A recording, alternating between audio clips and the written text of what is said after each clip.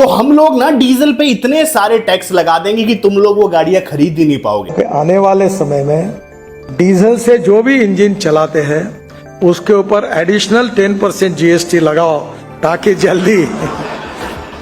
जल्दी इसका ट्रांसफॉर्मेशन होगा।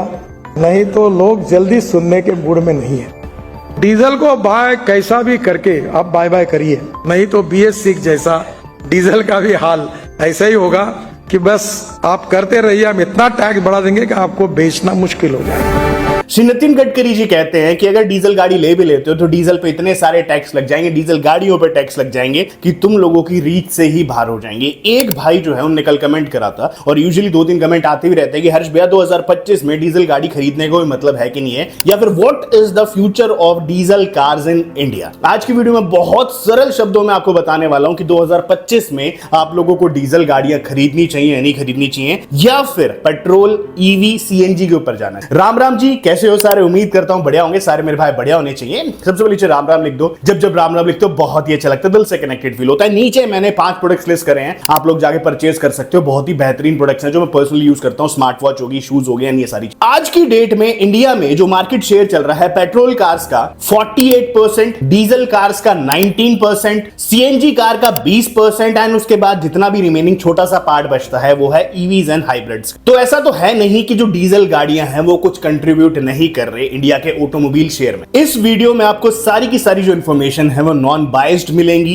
हम कवर करेंगे current trends, government policies, market dynamics और डीजल कार्स के pros and con. Indian government pollution को क्लीन करने के लिए क्लीनर व्हीकल्स जैसे कि ईवीज एंड हाइब्रिड व्हीकल्स को प्रमोट कर रही है। एक एनर्जी ट्रांजिशन एडवाइजरी कमेटी ने सजेस्ट किया है कि 2027 तक जितने भी डीजल व्हीकल्स हैं उन सभी को बैन कर दिया जाए। खास करके सिटीज में पॉपुलेशन 1 मिलियन से ज्यादा है और पॉल्यूशन बहुत ज्यादा हाई है। ये बैन न्यू व्हीकल्स के साथ साथ 10 साल पुराने व्हीकल्स पर भी अप्लाई हो सकता है, और शायद पेट्रोल कार्स को भी इंक्लूड करे। लेकिन अभी सिर्फ ये प्रपोजल है और गवर्नमेंट ने अभी कुछ भी फाइनल डिसीजन नहीं लिया है। Ministry of petroleum and natural gas ने भी 2027 तक डीजल पैसेंजर व्हीकल्स बैन करने का प्ली दिया है, ताकि ईवी सेल्स बूस्ट और फेम स्कीम एक्सटेंड हो। अब फेम क्या है? Faster adoption and manufacturing of electric vehicles. ये स्कीम भारत सरकार द्वारा चलाई गई है ताकि अधिक से अधिक लोग जो हैं ईवी व्हीकल्स की तरफ शिफ्ट करें। दिल्ली जैसी सिटीज में ऑलरेडी बहुत ज्यादा स्ट्रिक्ट रूल हैं। जुलाई 1, 2025 से दिल्ली में 10 साल से पुराने डीजल व्हीकल्स और 15 साल से पुराने पेट्रोल व्हीकल्स को फ्यूल नहीं मिलेगा। और लॉन्ग टर्म में गवर्नमेंट 2034 से लेके 2035 तक पेट्रोल एंड डीजल व्हीकल्स को फेज आउट करने का प्लान भी बना रही है। लेकिन हाल फिलहाल ये भी अभी सिर्फ प्लानिंग स्टेज में है। एंड नितिन गडकरी जी ने भी 2034 तक ICE यानी कि इंटरनल कंबशन इंजन्स को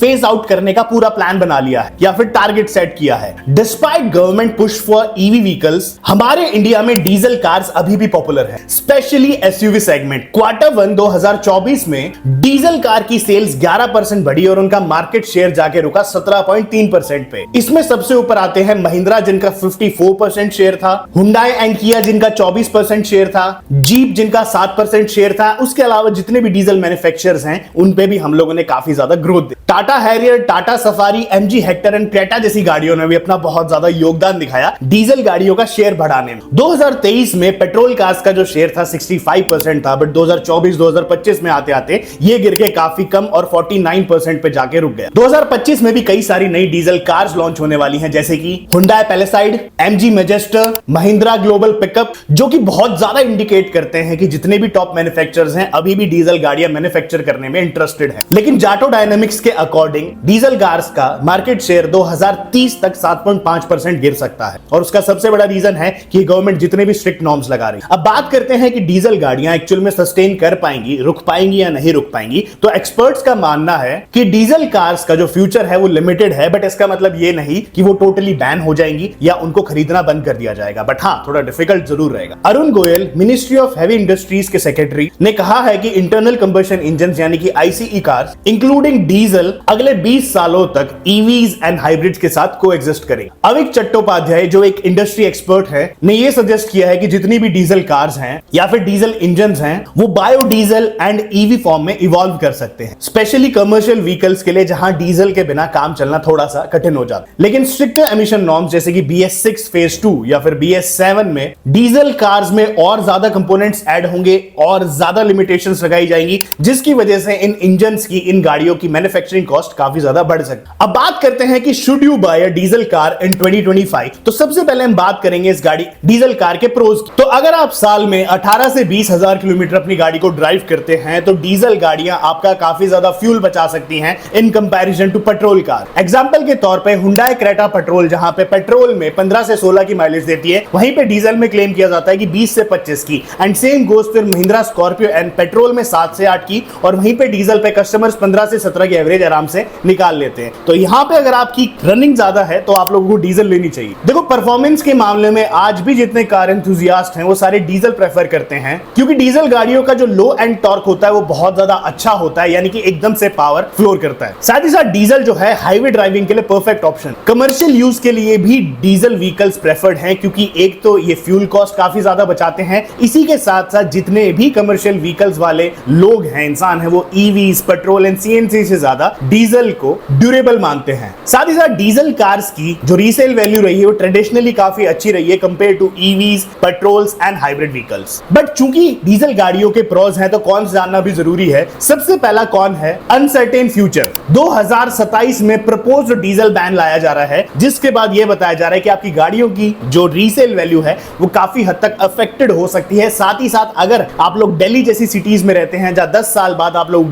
डीजल गाड़ियां चलाना वर्जित है, तो वहां पे तो आप डीजल गाड़ियां मत लो। साथ ही साथ 2020 तक क्रेटा में BS4 डीजल इंजन आता था, तो आप सोचिए जिस बंदे की 5 साल पुरानी डीजल गाड़ी है वो भी अब दिल्ली में लाना कई बार सोचेगा। सेकंड चीज आ जाती है मेंटेनेंस कॉस्ट। तो BS6 फेज 2 नॉर्म्स के बाद एंड BS7 नॉर्म्स के बाद इन गाड़ियों में बहुत ज्यादा कंपोनेंट्स लगाए जाएंगे। अभी अगर आप लोगों को पता होगा तो अगर एक बार BS6 डीजल गाड़ी का जो कैटालिटिक कन्वर्टर होता है या फिर जहां पे हम लोगों का सारा स्मोक इकट्ठा होता है, अगर आपको पता होगा डीजल एग्जॉस्ट फ्लूइड भी डलता है, एंड पर्टिकुलरली वो पार्ट चोक हो जाए, आप लोग रीजन ना करें, तो 1.5 से 2 लाख रुपए की चपत लग सकती है। एंड चूंकि BS7 में या BS6 फेज 2 में और स्ट्रिक्टर एमिशंस नॉर्म्स आएंगे तो आप लोगों को जो इसकी मेंटेनेंस कॉस्ट है वो और ज्यादा देनी पड़ सकती है। बहुत सारे मैन्युफैक्चरर्स हैं जिनने डीजल कंप्लीटली बैन कर दिया है, जिसमें सबसे ऊपर आ जाती है मारुति सुजुकी। उसके बाद हम लोग देख रहे हैं होंडा एंड जितनी भी ब्रांड्स हैं वो धीरे धीरे डीजल से शिफ्ट कर रही हैं, क्योंकि उन लोगों को भी शायद कहीं ना कहीं लग रहा है कि डीजल की गाड़ियों को बनाने में अब कॉस्ट जो है वो बहुत ज्यादा आने वाली है। इसी के साथ साथ कस्टमर वो लोग देख रहे हैं कम है, तो यहाँ पे आप लोगों को चॉइस भी काफी कम मिल रही है। अब बात आ जाती है कि इस धरती पे हम लोगों को भी रहना है, तो यहाँ पे एनवायरमेंटल कंसर्न्स भी काफी ज्यादा है। तो डीजल जो गाड़ियां हैं वो काफी हद तक बहुत ज्यादा पोल्यूशन जनरेट करती हैं in compare to petrol and EV vehicles. हालांकि ईवी व्हीकल्स का मेरा तो ये मानना है कि मैंने अभी भी बहुत सारे चार्जिंग स्टेशंस देखे हैं जहां डीजल जनरेटर लगा के ही ईवी व्हीकल्स को चार्ज करा जाता है। बट चलिए, जो भी है हम लोगों के सामने। तो लास्ट में बात करते हैं कि गाड़ी खरीदे या ना खरीदे। देखो दोस्त, डीजल वाले जो कस्टमर्स होते हैं, मैं यहाँ पे टाटा अल्ट्रॉज नहीं बोल रहा, टाटा नेक्सॉन नहीं बोल रहा, बट 20-25 लाख रुपए से ऊपर जो कस्टमर आता है उसको फिर प्राइस में इतना ज्यादा फर्क नहीं पड़ता है। अब कंसिडर कर लीजिए आप फॉर्च्यूनर, जहां पे एक बंदा 55-60 लाख रुपए लगा के एक डीजल गाड़ी खरीद रहा है, तो अगर उसमें 2-3 लाख रुपए के कंपोनेंट्स और लगा दिए जाएंगे BS6 फेज 2 या BS7 नॉर्म्स के अकॉर्डिंग, तो उस कस्टमर को कोई खास ज्यादा फर्क पड़ने नहीं वाला है। Same goes to Mahindra Thar, Scorpio and Mahindra XUV700 या जितनी भी एक्सपेंसिव डीजल व्हीकल्स आते हैं। तो यहाँ पे तो मेरा ये मानना है कि जिस बंदे को डीजल गाड़ी खरीदनी होगी वो BS6 फेज 2 के साथ भी खरीदेगा, क्योंकि उन लोगों के लिए 2-3 लाख रुपए कोई ज्यादा मैटर करेंगे नहीं। एंड कंसिडरिंग कि उनकी जो है 18 से 20 हजार मंथली या फिर हम लोग बोले ईयरली रनिंग होगी गाड़ी की, तो वो जो ये कॉस्ट है 3 या 4 साल में पूरी कर लें। तो मेरा तो ये मानना है कि डीजल गाड़ियां आप अभी भी खरीद सकते हो। हाउएवर, मैंने आपको पहले बताया था कि अभी तो सिर्फ दिल्ली ने 10 साल वाला डीजल बैन अपनाया है, बट थोड़े साल बाद ऐसा भी हो सकता है कि दूसरी जो स्टेट्स हैं वो भी इस चीज को ज्वाइन कर ले। तो वो आप लोगों को देखना है कि आप लोग 10 साल बैन डीजल वाला जो झटका है या फिर जो लॉस है वो उठा सकते हैं कि नहीं उठा सकते, क्योंकि 10 साल बाद जो इन व्हीकल्स की कॉस्ट है, अगर 50-60 लाख का व्हीकल है उसकी हाफ से भी ज्यादा कम कॉस्ट आगे रुक जाती है। तो अगेन ये आप लोगों के ऊपर है कि आप लोग इतना बड़ा लॉस उठा सकते हो नहीं उठा सकते। बाकी मैं जो है अभी भी डीजल के साथ हूं। मेरे पास महिंद्रा थार है, 3 साल हो चुके हैं और मेरा पूरा प्लान है उसको 7 साल आगे और चलाने का, क्योंकि डीजल तो डीजल है भाई, नहीं मैटर करता ये DEF, नहीं मैटर करती ये सारी चीजें। एग्जैक्टली जो चलाने का फील है ना, अगर आपने कभी स्विफ्ट चलाई होगी तो आप लोगों को पता होगा कि भाई कितनी ज्यादा पावर देती थी, पेट्रोल और CNG में नहीं आती वो पावर। एनीवेज भाई, मिलेंगे आपसे। मैं उम्मीद करता हूं कि मैं आपके जितने भी डाउट्स थे वो क्लियर कर पाया हूं। मिलूंगा आपसे कल एक और ऐसे। बाय। और